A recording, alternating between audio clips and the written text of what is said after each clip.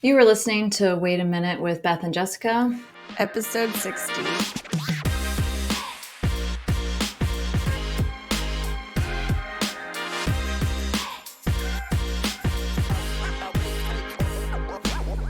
I'm Jessica Pearson, certified life coach. And I'm Beth Barnett-Babel, integrative nutrition therapist. We keep our eyes peeled for things in the media or in real life that come from diet culture or that perpetuate diet culture in some way. These are often the subtle ways it creeps in, which is why we are shining a light on it and sharing it with you. What do you have for us? So we have the Pendulum probiotics. Have you seen the ads for these? Yeah, I sent you one the other day. I get like, yeah, Oh, I missed it. No, it's all over my feed. I was like, maybe I should just do the subscription, but then cancel after 1 month. Oh, yes, I remember the probiotic you sent me now. And then I was going to reply to it. And then I was like, what do I say about I was like, it's this thing. My reply back would have been like a million. Yeah, so we're just going to do it here.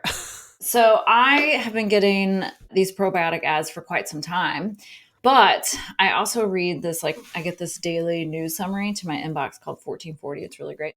And it always has like a sponsored company, and it's been rotating through quite a few. And this one is Pendulum Probiotics, and it's something I'm familiar with, but I've really finally noticed it clearly very recently because the headline on it this time was like Halle Berry's secret for healthy weight. And then it's all the information about Pendulum Probiotics. And I'm like, what?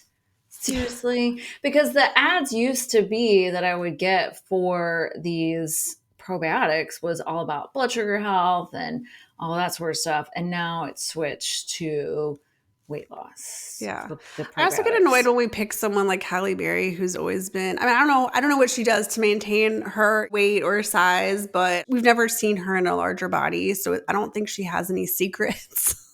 Right. I think she's probably like eating well and exercises a lot and has some good genetics. Like, yeah, I don't genes, think 100%. Yeah. I don't think it's like, oh, this pill is her secret and this is why Halle Berry looks like Halle Berry. Like, that's inaccurate.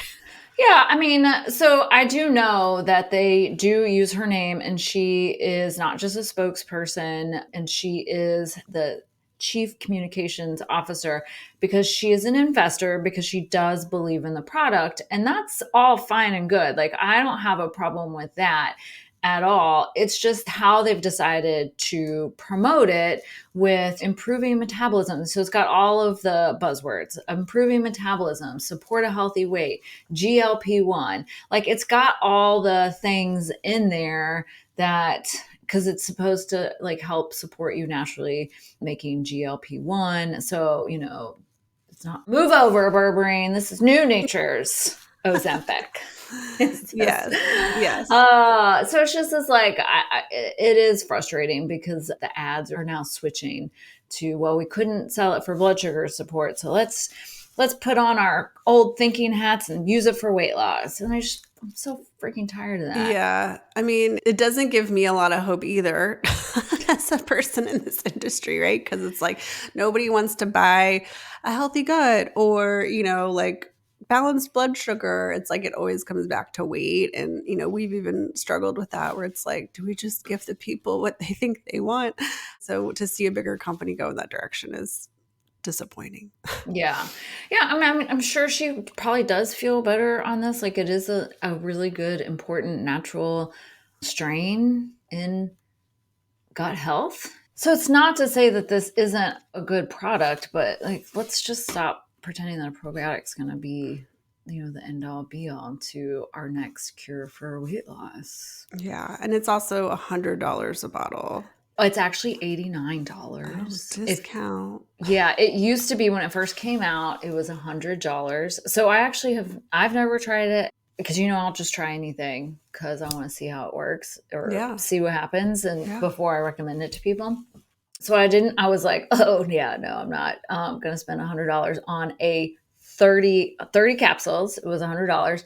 But now they have the pricing model where it's $89 if you buy it one time or $59 if you do month to month, a subscribe and save situation for 30 capsules. Like, Some probiotics are really good that they do cost that much, the 40 to 50 range, but I don't know. Because prior to this product, you couldn't get Akkermansia in a probiotic. You had to develop it in your gut through food. Do you know if this particular strain, can you like take it for a month or 3 and then like get off of it and still have that strain I in would you? think Does it live in so. there, or is it one of the things where you Yeah. would have to take forever? No, I don't think you would have to take it forever. You would have to cultivate its longevity though. So you would want to take the product for a month or so. And then, but in that time, also being sure to feed it with, the resistant starches and that sort of thing. And so, nurturing your gut health. Yeah, you still have to do other work to take care of Yeah, because it yourself. needs those foods, it needs those fiber types in order to feed itself to be able to replicate and stay in your system. Yeah. Well, if you can sign up for 1 month and then quit, it might be worth it. Maybe. I don't Yeah. know. Well, I yeah, I don't mean, know. we've seen, well, because you'll do stool tests on clients, Mhm. and this does come up like kind of frequently where this is something that is low for Yeah, it'll either people. be low. We've had a few non-detectables over the years, and then I've also seen high amounts, and I've seen it all. So if you're listening and you're like, what are they talking about? I just want to add in, like, I feel like probiotics alone was kind of a buzzword for a long time. And so if you don't understand, there are zillions of different strains of bacteria that you can take through probiotics. And so this is just one of them.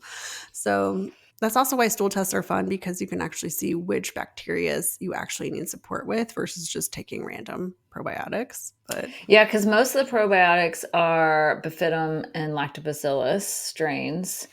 And then there's a couple other like very niche ones that will have some strepto strains and then staph strains. And then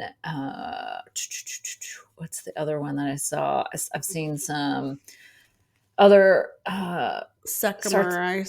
Yeah, Saccharomyces. that's a Saccharomyces boulardii. That is, a yeast-based strain. So those are, and then what's the starts with a C? Like I can see I don't it know. on a piece of paper, but typically there's a subsection of it that if you have it, it causes a lot of problems in your gut. Like it can Oh, lead to IBS and some other issues.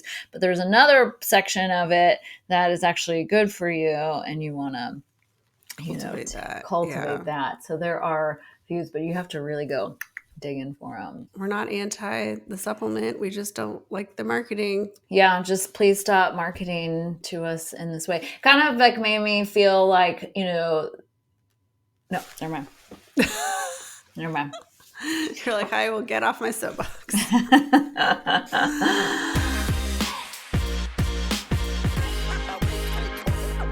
So, Jessica, when I say hormones, what comes to mind? What does that mean to you? I'm screaming. Just kidding. I mean, if you had asked me maybe 10 years ago, I probably would only think of our sex hormones like estrogen, progesterone, testosterone. But Yeah. now, of course, I think there's like 50 to 70 like known hormones that they have studied, which makes me wonder how many hormones are in us that we actually don't even know exist. Probably, yeah. And then, of course, I know, because we talk about this with clients, our hunger or digestive hormones like leptin and ghrelin. And, I don't know. Like I said, the word hormone kind of triggers me because it can be such a roller coaster if your hormones are imbalanced, and so critical, and they can make you feel so, so good, but also so, so bad. It can So really, bad. it can control how you literally feel and how you think. It's like a whole different lens depending on your hormones. And Yeah. then as women, we go through this like cycle every month. And some of us, there's a lot of women that don't even understand that cycle or how those hormones play a role. So I don't Yeah. know. Hormones, man. Hormones. Great. Perfect. So what do you got for us today? Yeah. So just as like a little bit of like a background primer, I want to share with you what hormones are, because we just hear the word. I think a lot of words and about our bodies get thrown around a lot. And so then we're like, well, what is that really? And so hormones are messengers in the body that initiate function. So they are typically regulated in parts of our brain or our pancreas. They get released, they go to a cell, and then they tell the cell what to do. So that's more or less, they're messengers. So if you're having a problem with a hormone or hormone clusters, then you can, like you said, Jessica, feel off kilter. And for some, that could be putting it very mildly on how it can make you feel. So you mentioned like before you would have just thought of sex hormones before. So that's like a main one that I'm thinking about all the time: estrogen, progesterone, testosterone. And then the step ups above that get us to those specific hormones. Then we've got our endocrine hormones, which are quite a few. And that is insulin, which brings glucose down, and its opposite, which is glucagon, which brings glucose back up in between a meal when we need glucose for our cells. We've got our thyroid hormones, leptin, growth hormones, stress hormones like cortisol. And then we also have other hormones that will regulate blood pressure. Vitamin D really functions as a hormone rather than as a vitamin. And then there are more, but this sort of gives you the gist of Yeah, there's a hormones. lot going on. There's a lot I going mean, the on. first time you're introduced to hormones, I guess, is when you learn about your period in like fourth grade health class. And then, of course, in fourth grade, you're like, I don't care. I don't know what this is. Yeah. Did they mention the words estrogen and progesterone? If they did, my fourth grade brain went zip. Yeah, maybe they didn't. And then it's like maybe again in college, like health class or some kind of, biology or physiology, anatomy between AP science and college, it gets introduced again. But then that's like it. That's it. Yeah.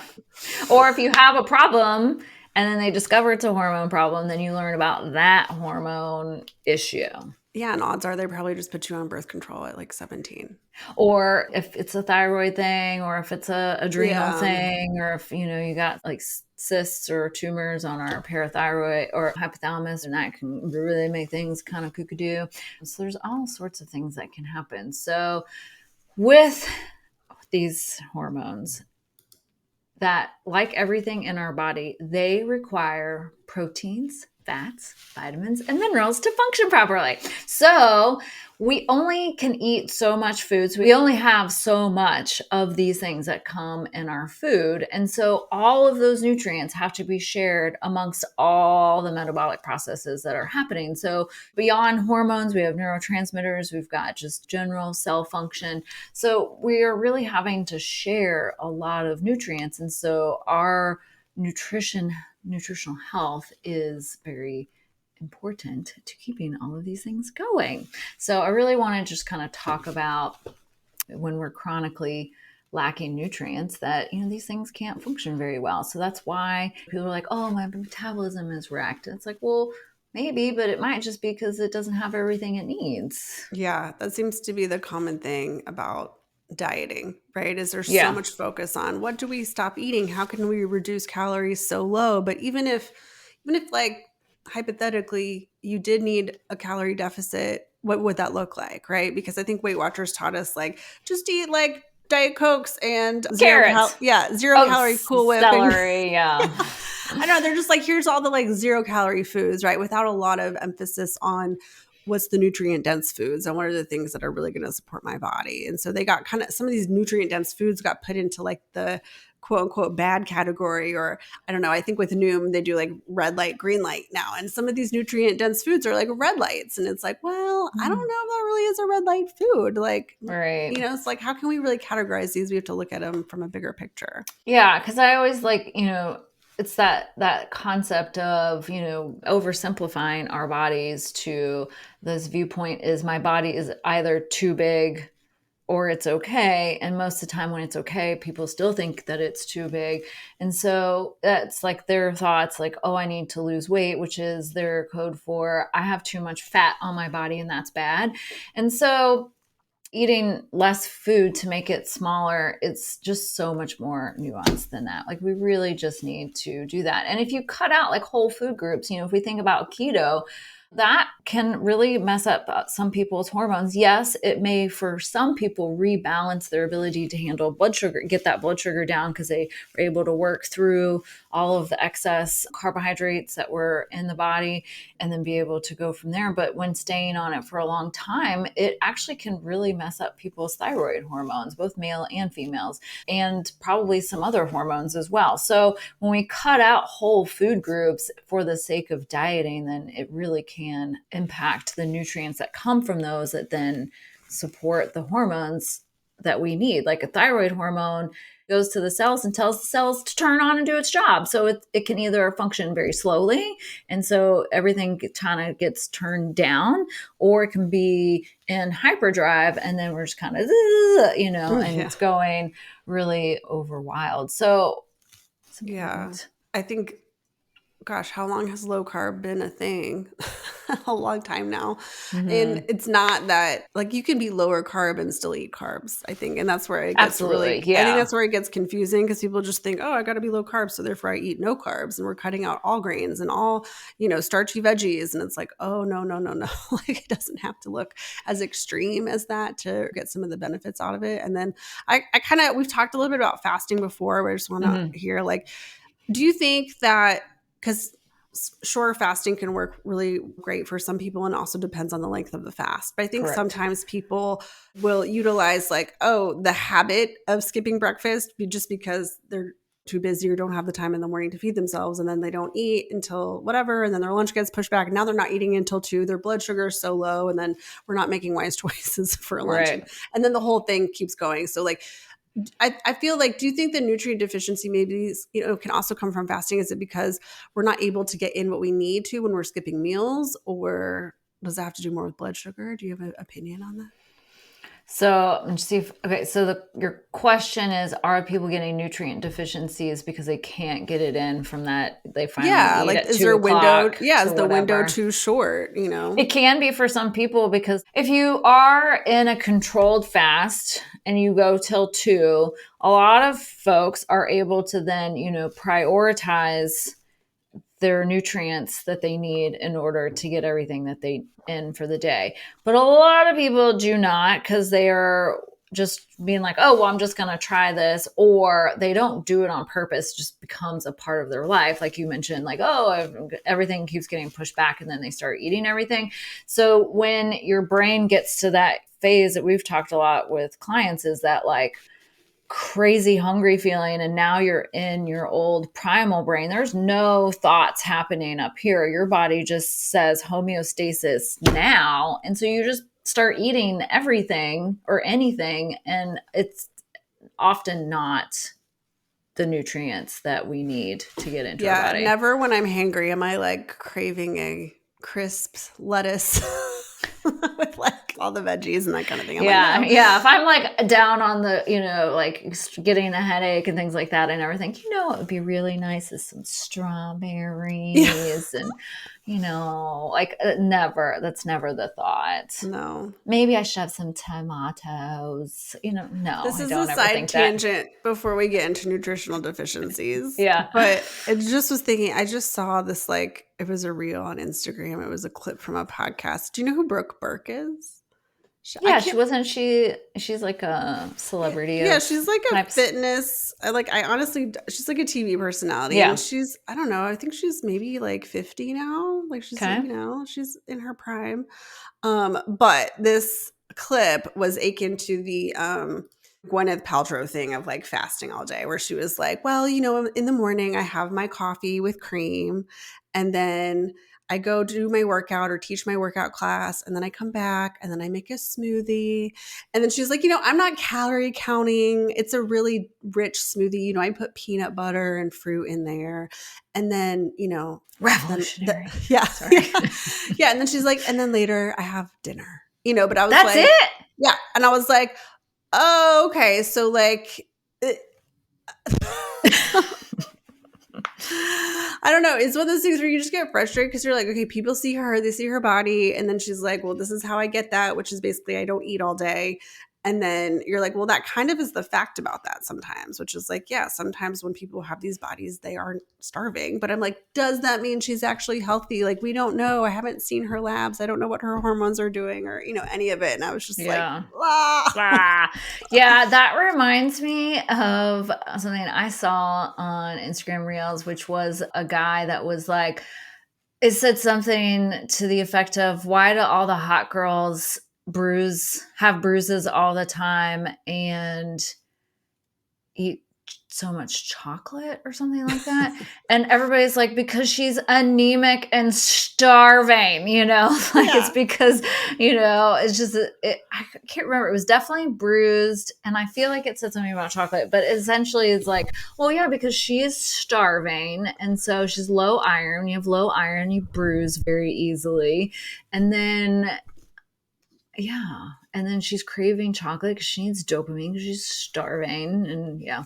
So all the Man. comments from girls were like, ah. Yeah. I mean, that is what I love to see. I will say the comment section on the Berg thing, people were kind of like, oh my God, so Yeah. that gives me some hope that society understands a little bit about like, okay, like starvation is not necessarily the answer, but do tell us more about these nutrition, like what kind of, Deficiencies. what, Yeah. So, like, how do nutrients affect hormones? Yeah. well, like what are the deficiencies, I guess? Yeah, so primarily what we're going to see for most people is nutrient deficiencies in vitamins and minerals, and then some of the trace minerals, which are the smaller minerals that we don't need quite so much of. But as I mentioned before, we can even, be cutting out whole food groups like carbs, certain types of fat. So most people in the US are getting plenty of fat. It's just like the type, like the omega-3 fatty acids, or maybe the ones that come from mostly olive oil or avocados or something along those lines. So that can be a case. And then there are quite a bit of people who, because of dieting cycles and restriction, are going to be protein deficient as well, or gut health can impact how well we're digesting and absorbing these nutrients, and can be causing nutrient deficiencies. So when we think about nutrients, like when people hear about, well, you have to eat a healthy diet, blah, blah, blah, blah, most people are thinking of it because of cardiovascular disease or diabetes or something along those lines. And I think that it just makes everything feel like not real, because like, oh, cardiovascular disease doesn't happen until I'm older, or Mm-hmm. diabetes only happens, in these Mm-hmm. cases. And so it can be really hard to understand that we need all of these nutrients for every single thing at all levels of the cell. So if we go back to thyroid again, so TSH, thyroid stimulating hormone, has a near constant requirement for calcium, iodine, selenium, fat soluble vitamin A, not beta carotene because we can only convert so much, zinc, magnesium, iron, and tyrosine, which is from protein. We need some B vitamins and vitamin D because it's helping with signaling. So that's just to get the thyroid to go from TSH down to T3 and T4, and then go through the liver and the gut and other parts of the body to then go to the cell and be like, everybody needs to turn on. So, yeah. And if you think about like then what it takes to do estrogen and testosterone and progesterone and insulin function and all of that, like everything needs these and minerals. It's a wonder we can all function. Yeah. But the thing is, we're not truly functioning. That is the point. And you might get away with it, like you said, in your 20s and 30s, Yeah, because but then you your start body's, to feel some of those declines yeah. and things like that. And our cells, so if you can transport yourself back to like ninth and 10th grade biology, and you remember the phospholipid bilayer, I think I've talked about this before, like that's all fat. And then but it can only make itself from the fat that we eat. So we need that cell structure to be really good, because those cells is the target place for hormone action. And so when our cell wall is made up of really low quality fats, or like hard saturated fats or oxidized fats, then the function at the cell is actually not happening the way it needs to happen. Like the function is altered and off. And so then it can't do its full functioning. Yeah. So the So fat-free 90s really did a number on us. yeah, it did not help our situation. Yeah. I mean, to this day, I'm like, did I really have ADD as a kid? Or was I just malnourished, eating sugar and no high quality fats? And, it's like, I don't know. I don't know. Yeah, there's an ad going on right now in my algorithm that's about they took these kids in some other country and it took them all off processed foods and blah blah blah, and they no longer had ADD. They just needed food and outside time. And I'm like, yeah, that's correct, but Yeah. Yeah, it's a challenge to live in whatever structure of society we would call that now, right? Like we're like, yeah, if we could just go live in the woods in our like, community, like there'd be a lot of things that we could change, but instead we live in it modern is. modern American times. Yes, we definitely can make some adaptations. So then the other thing that gets coupled with, I think, nutrient deficiencies and what really makes hormone disruption increase, the double whammy that I feel like is happening is we are all a little bit malnourished to some degree. Whether we are eating everything we think we can or not, there is the fact that our soils do have less. Our food does not have the same nutrient quality that it once had. And then we couple that with the chemical and toxin burden, which we talked about in the detox cleanse podcast. But we those chemicals that we're exposed to alter hormone communication. Like they're called endocrine disruptors, and for a reason. They alter the function of how those hormones can function, or they can deplete nutrients and then alter that pathway of function. So And this is like legit scientifically proven that endocrine disruptors exist and that they are in our products, right? Like even like yeah. I think I went to, I don't know if it was the FDA or the CDC like website, even was like, yeah, there's the list of things, and it was just interesting to be like, okay, so we all can agree that these exist. It's not Yeah. just like a woo-woo concept, Right. and it's like, yeah, there are things in our environment, but just, in your makeup, in your beauty products, and, the paint on your walls, your floors, like everything Yeah, around if you us. thought about everything, you would go nuts. And so you Yeah. have to really go to, okay, what's for sure the thing that I like, where can I start? Yeah. What are the Like, little things I have control over? yeah, like what are some of those little things I have control over? And that's where you can begin to be like, well, I don't really have a lot of control over how much pollution I breathe in when I go outside. Not really. I mean, you could stay inside, Yeah. but there are some things, and we're just not going to be able to get rid of that exposure. So I think it's overly idyllic to say, oh, yes, we can all find ways to live toxic free. It's just not possible anymore Yeah. at this Yeah. juncture. Maybe we can reverse things over time. I don't know. But, and I will say that just because they come in doesn't mean that we can't get back to normal function, because there are compounds in foods like parsley and chlorella and dandelion root and milk thistle that do help with the body's ability to naturally detox these things out and clear them and then make those receptors function as normal. So it can be done. So it's not all doom and gloom. It's not all doom and gloom. I know it sounds like it, but I promise it's not. What else alters our hormone function? So a lot of people probably don't think about is like food sensitivities and allergies. So those can alter our hormone function. So there's research on gluten sensitivity and intolerance to thyroid function, or dairy allergies and pancreas function and how it can alter that. And then so food intolerances can also alter gut function, which then can then lessen how much you are able to absorb. So food sensitivities and allergies to certain foods can create some issues.